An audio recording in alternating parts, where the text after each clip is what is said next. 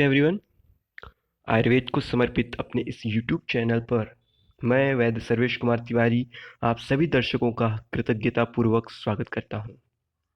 एआईपीजीटी exam में अभी भी 2 सब्जेक्ट्स ऐसे हैं जिसकी तैयारी आखिरी तक ठीक तरीके से नहीं हो पाती है और वे हैं संस्कृत और रिसर्च स्टैटिस्टिक। संस्कृत पर हमने एक वीडियो पहले ही बना चुके हैं जिसको काफ़ी अच्छा प्रतिसाद मिला था। उसकी लिंक आपको इस वीडियो के डिस्कशन या डिस्क्रिप्शन बॉक्स में मिल जाएगी और दर्शकों की काफ़ी मांग पर हम आज रिसर्च और स्टैट के ऊपर वीडियो बनाकर लाए हैं। इस वीडियो को देखते समय नोट्स आप जरूर बनाएं।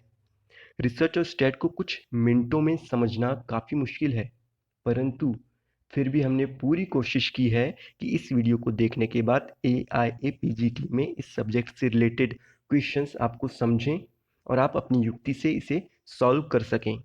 अगर आपको हमारे चैनल का उद्देश्य पसंद आया हो तो चैनल को सब्सक्राइब जरूर करें और इस वीडियो को और अगला स्टैटिस्टिक्स पर जो वीडियो है उस वीडियो को सभी विद्यार्थियों के साथ शेयर करें। तो चलिए शुरू करते हैं। Research methodology subjects. रिसर्च यह एक साइंटिफिक इन्वेस्टिगेशन है। यह किसी पर्टिकुलर कंसेप्ट या हाइपोथेसिस को स्थापित करने का इंटेलिजेंट साइंटिफिक सिस्टमैटिक प्रोसेस है।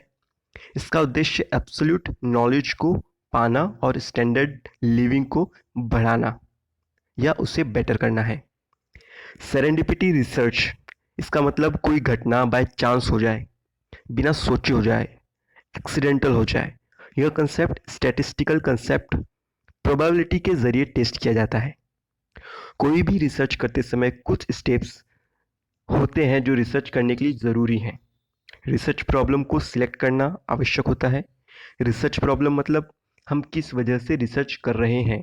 आपका रिसर्च प्रॉब्लम नॉलेज बढ़ाने वाला हो और पब्लिक पॉलिसी को प्रायोरिटी रखकर पब्लिक के लिए यूजफुल हो। कुछ नया समझने के लिए रिसर्च को उस टॉपिक पर पहले हो चुका काम का सहारा लेना पड़ता है। उसे रिव्यू ऑफ लिटरेचर कहते हैं। यह कोई आर्टिकल भी हो सकता है, थीसिस, वैदिक साहित्य, इंटरनेट हो सकता है। हाइपोथेसिस, हाइपोथेसिस मतलब कल्पना। यह एक टेंटेटिव अजम्पशन है जो लॉजिकल रिसर्च के स्ट्रक्चर को क्लियर करता है। ओके, आपको यहाँ पे जस्ट क्विक रिव्यू है ये वीडियो। अगर डिटेल में आपको जानना हो तो नेट पे आप सर्च करके आप इसके बारे में डिटेल पता कर सकते हैं। ओके, ऑब्जेक्टिव, रिसर्च के दौरान जो भी छोटी छोटी उपलब्धियां मिलेगी वो ऑब्जेक्टिव होंगे। ऑब्जेक्टिव ऐसे हो जो स्पेसिफाई करे कि आप रिसर्च में क्या करने वाले हो और कहाँ करोगे और किस वजह से करोगे। यह ऑब्जेक्टिव्स में आता है। रिसर्च डिजाइन, यह कंसेप्चुअल स्ट्रक्चर है जिसमें आपका रिसर्च होने वाला है। यह कई प्रकार के हो सकते हैं, descriptive, observational, analytical, interventional, quantitative, qualitative.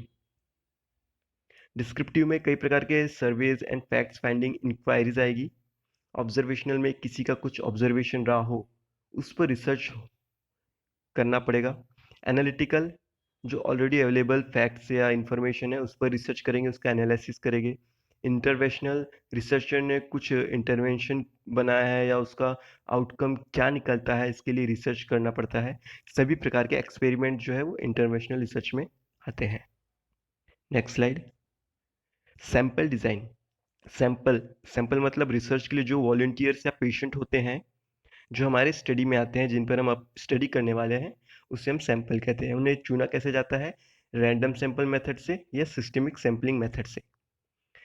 Next, collection of data.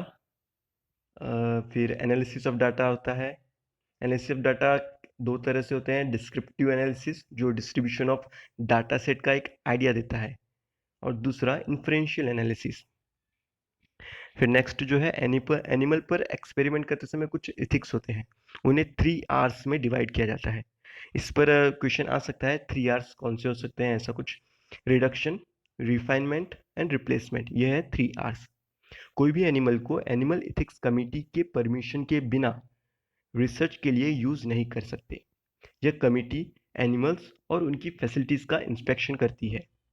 इस कमेटी में 4 पर्सन होते हैं, एक veterinarian, animal researcher, animal welfare representative, independent representative.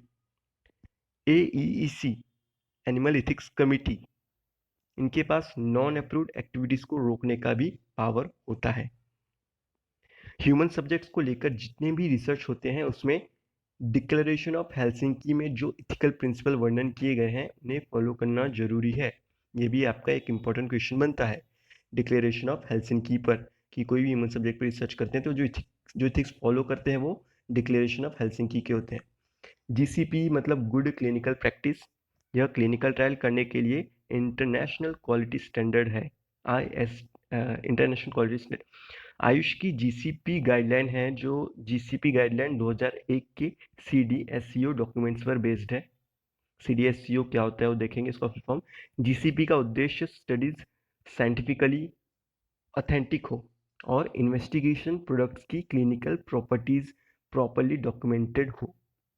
कुछ जरूरी टर्म्स है जिसके बारे में थोड़ी जानकारी रखना जरूरी होता है।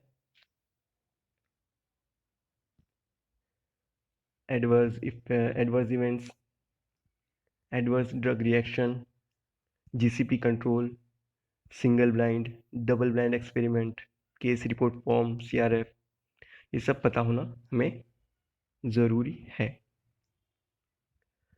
IEC इंस्टीट्यूशनल एथिक्स कमेटी, जिसकी कुछ जिम्मेदारी होती है, जैसे ट्रायल्स में जो ह्यूमन सब्जेक्ट्स इन्वॉल्व होते हैं उनके राइट्स, सेफ्टी और वेलबींग को प्रोटेक्ट करना, ट्रायल्स में उपयोग होने वाली मटेरियल मेथड्स को मॉनिटर करना।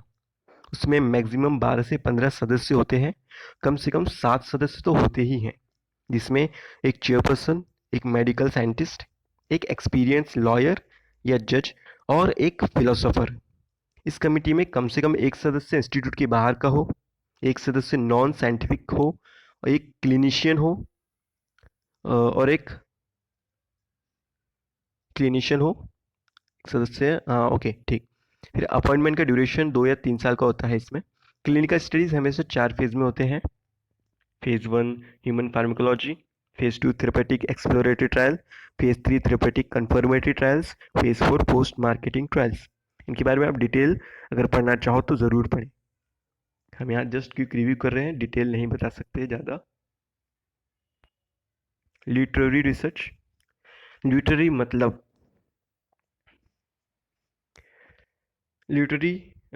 लिटरेचर या शास्त्र या साहित्य और उस पर रिसर्च करना। जो भी शास्त्र में या कुछ सालों पहले कोई रिसर्च आर्टिकल में पढ़े हों उस पर रिसर्च करना। मैन्युस्क्रिप्टोलॉजी मतलब इतिहास या शास्त्र का हैंड रिटन डॉक्यूमेंट्स से अध्ययन करना। हैंड रिटन पहले के ज़माने में पाम लीव्स पर लिखा जाता था, ताड़ के पत्तों पर। मैन्युस्क्रिप्ट का कैटलॉग 3 टाइप से बनाया जाता था, कार्ड टाइप, बुक टाइप या शीट फॉर्म में। ऐसे 3 तरीके से पहले मैन्युस्क्रिप्ट का जो कैटलॉग बनाते थे 3 टाइप से बनाते थे। नेक्स्ट जो है डाटा माइनिंग टेक्निक। डाटा मतलब एम्पिरिकल रिसर्च करके जो एविडेंस या इंफॉर्मेशन फैक्ट्स मिले हैं उन्हें डाटा कहेंगे। डाटा माइनिंग का अर्थ डाटा को एनालाइज कर उनको यूजफुल इंफॉर्मेशन में समराइज करना। Data mining involves 6 tasks: classification, estimation, prediction, association rule, clustering, description and visualisation. ऐसे 6 टास्क हैं। GMP गुड मैन्युफैक्चरिंग प्रैक्टिसेस, ये ऐसी प्रैक्टिस है जो खाद्य पदार्थ, सौंदर्य प्रसाधन, दवा उत्पादों के निर्माण और बिक्री के ऑथराइजेशन और लाइसेंसिंग को कंट्रोल करने वाली एजेंसियों द्वारा सुझाए गए दिशा निर्देश हैं। फार्मास्यूटिकल मैन्युफैक्चरीज में जो है ये मैंडेटरी है GMP। उसी तरह GLP गुड लेबोरेटरी प्रैक्टिस, यह सेट ऑफ प्रिंसिपल है जो एश्योर करता है नॉन क्लिनिकल लेबोरेटरी की क्वालिटी और इंटीग्रिटी को। क्वालिटी एश्योरेंस में वह सब आता है जो इंश्योर करती है कि केमिकल और फिजिकल मेजरमेंट्स प्रॉपर है, अप्रोप्रिएट एस्टिमेशन ऑफ एरर और कॉन्फिडेंस लेवल के साथ रिपोर्ट की गई है। इसमें यह भी देखा जाता है कि स्पेसिमेन या सैंपल ओरिजिन के रिकॉर्ड मेंटेन है या नहीं। देन मिलावट या धोखेबाजी से बचने हेतु अलग अलग देशों ने फार्माकोपिया बनाए हैं, जिसमें ड्रग्स, का मोनोग्राफ होता है। मोनोग्राफ्स कई हर्बल ड्रग्स और उनके प्रोडक्ट्स की क्वालिटी स्टैंडर्ड को दर्शाता है। इसी तरह इंडिया में आयुर्वेदिक फार्मेकोपिया ऑफ इंडिया बनाया गया है। Standard and quality parameters of drugs in API are set and fixed by Pharmacopoeia Laboratory of Indian Medicine (PLIM) Ghaziabad. This lab was established in year 1970 as a drug testing laboratory at a national level for Indian medicine, which include drugs of Ayurveda, Unani and Siddha system ASU. ASU Ayurveda Siddha और यूनानी। Pharmacovigilance यह एक scientific branch है जो patient को drug related harm से बचाने के लिए काम करती है।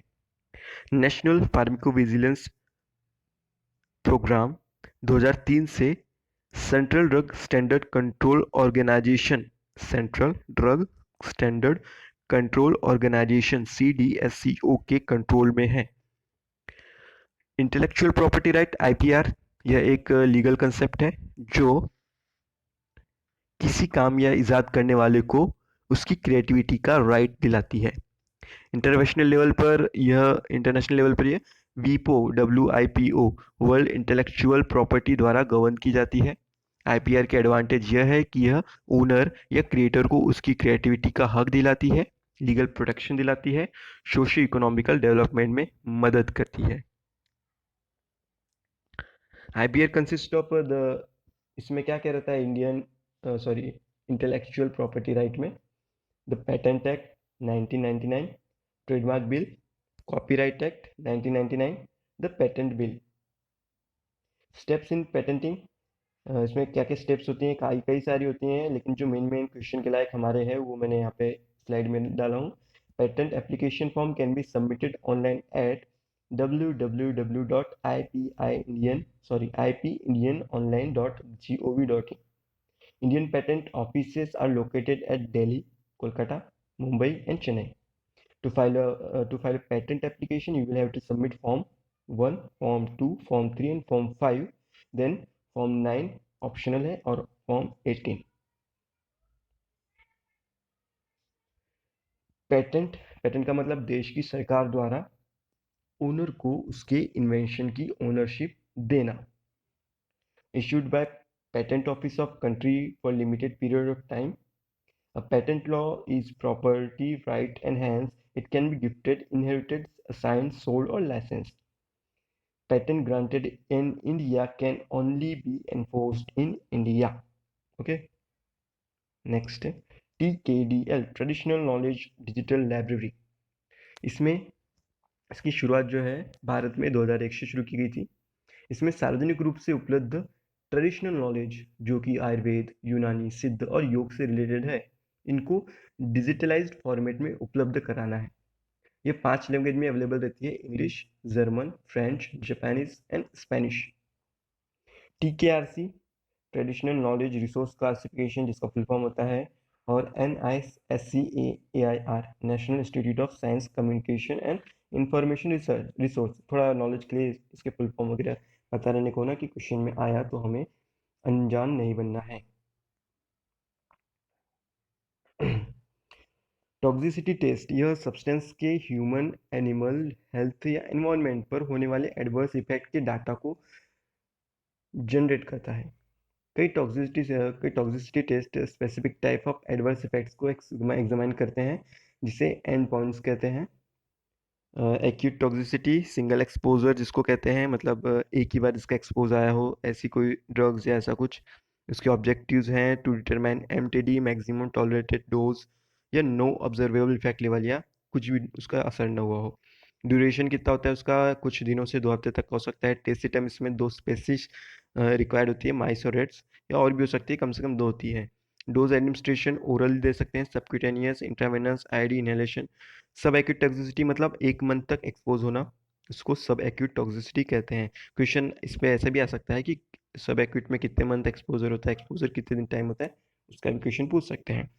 ऑब्जेक्टिव्स में आता है तो इसके ऑब्जेक्टिव क्या है सब एक्यूट के, कि to determine toxicity after repeated administration of test material. इसका 1 महीने का ड्यूरेशन होता है। टेस्ट टाइम इसमें सेम जैसे ऊपर था। सब क्रॉनिक एक्सपोजर 3 मंथ तक एक्सपोज होना है। ऑब्जेक्टिव्स में क्या है कि to establish no observable effect level, NOEL to characterise dose response relationship, मतलब डोज कितना दे रहे हैं, उसका रिस्पॉन्स क्या मिल रहा है, इसको बताने के लिए। To identify and characterise specific organs affected. Duration इसका 90 डेज का होता है, 3 मंथ का है। तो टेस्ट टर्म इसमें दोनों सेम है, डोज एडमिनिस्ट्रेशन भी लगभग सेम ही है। क्रॉनिक एक्सपोजर 2 साल का एक्सपीरियंस, सॉरी 2 साल का एक्सपोजर होता है, तब उसे क्रॉनिक एक्सपोजर कहते हैं। इसका ऑब्जेक्टिव है to evaluate cumulative toxicity of chemical, to assess carcinogenic potential. Duration rodents में 6 से 24 महीना और नॉन रोडेंट्स में 12 मंथ्स। टेस्ट सिस्टम इसके दो स्पेसिफिक है, सेम। उसके बाद बायोमेडिकल रिसर्च। बायोमेडिकल रिसर्च ये एक प्रोसेस है जो मार्केट में नए ड्रग लाने का और ड्रग डिस्कवरी के जरिए प्रमुख ड्रग को पहचान कर। बायोमेडिकल रिसर्च मतलब होता है कि ड्रग डिस्कवर के जरिए कोई नया ड्रग है उसको पहचानो और उसको मार्केट में लाना है। ठीक। तो इसमें दो तरह से drug discover, drug development. It includes pre clinical research, micro organism animals में जो होते हैं, और क्लिनिकल ट्रायल्स जो ह्यूमंस पे होते हैं। Drug discovery following research activities are involve in drug discovery. Target identification type, उसके टाइप होते हैं, एक सेल्यूलर बायोकेमिकल लेवल पे टारगेट आइडेंटिफिकेशन करते हैं, और दूसरा जीनोम बेस पे करते हैं। उसके बाद नेक्स्ट टारगेट वैलिडेशन, फिर लीड आइडेंटिफिकेशन, फिर लीड ऑप्टिमाइजेशन, और फिर ड्रग डेवलपमेंट होता है उसका। फिर नेक्स्ट जो है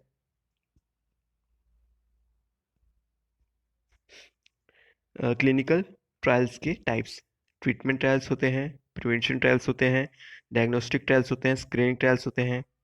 क्लिनिकल ट्रायल्स के फेज कितने हैं पहले भी पढ़े थे हमने। फेज 0 ट्रायल, फेज 1 में ह्यूमन फार्माकोलॉजी, फेज 2 में थेरेपेटिक एक्सप्लोरेटरी ट्रायल्स, फेज 3 में थेरेपेटिक कंफर्मेटरी ट्रायल्स, फेज 4 में पोस्ट मार्केटिंग ट्रायल्स। CDSCO क्या मतलब होता है इसका?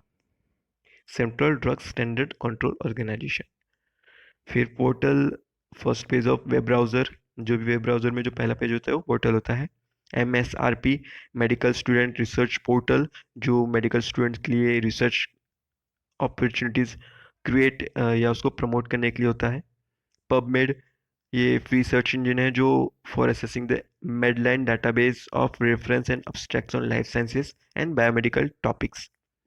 धारा DHARA, इसका फुल फॉर्म क्या है? Digital helpline for Ayurveda research article.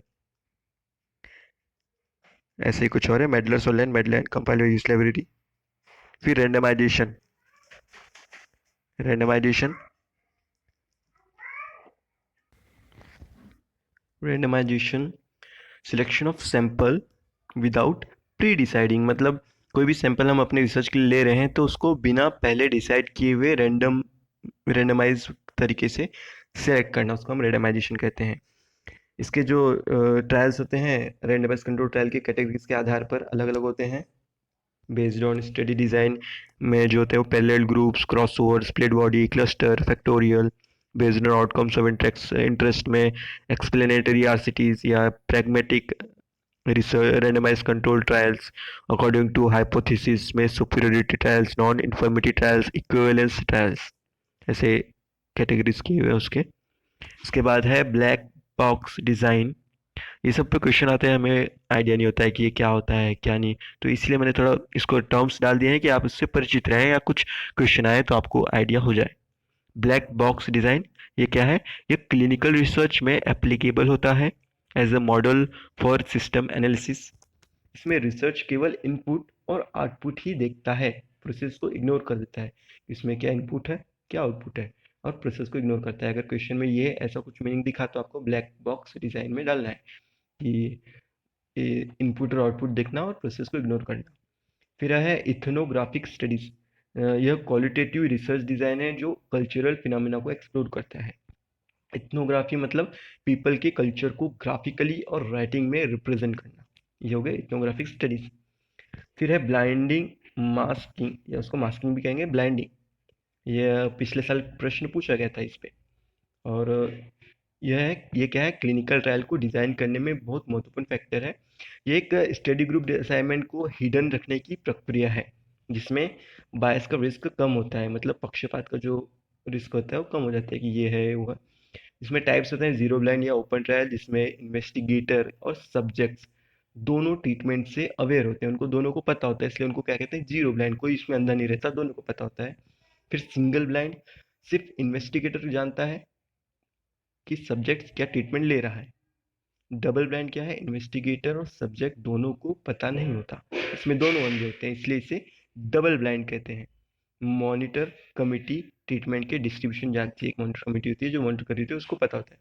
और ट्रिपल ब्लाइंड तीनों को नहीं पता होता है, इन्वेस्टिगेटर को, सब्जेक्ट्स को और मॉनिटर कमिटी को, तीनों नहीं जानते। और ये सब रिजल्ट के टाइम ओपन होता है कि क्या दे रहे थे। इस पे क्वेश्चन डबल ब्लाइंड पे आया था। और एक फैक्ट बताऊं तो मुझे जब ये क्वेश्चन आया था तो मुझे इसके बारे में कुछ भी नहीं पता था। मैंने तुक्का मारा था कि एक दोनों जन नहीं जानते हैं, ऐसा कोई क्वेश्चन था कि दोनों जन। ये क्वेश्चन आपको लास्ट में सब दिखेंगे, पिछले 2 साल में जो क्वेश्चन, 6 क्वेश्चन पूछे गए अभी तक, 6 क्वेश्चन दिए हुए हैं। तो इसमें डबल ब्लाइंड दिया हुआ, डबल ब्लाइंड के क्वेश्चन था कि ये दोनों नहीं जानते, तो मैंने तुक्का मारा था कि दो नहीं जानते तो डबल ब्लाइंड। तो यही है, ज़्यादा रिसर्च टाइप के जो भी क्वेश्चन है उसमें ज़्यादा दिमाग नहीं लगाना है, जो एकदम बेसिक तरीके से सोचो और आंसर टिक कर दो, अगर नहीं भी आता हो तो। बेसिक एकदम इजी क्वेश्चन डाले जाते हैं उसमें, बस हम पढ़े नहीं होते हैं, हम हार्ड सोच लेते हैं, इसलिए गलत कर देते हैं। तो ये था ब्लैंडिंग या मास्किंग।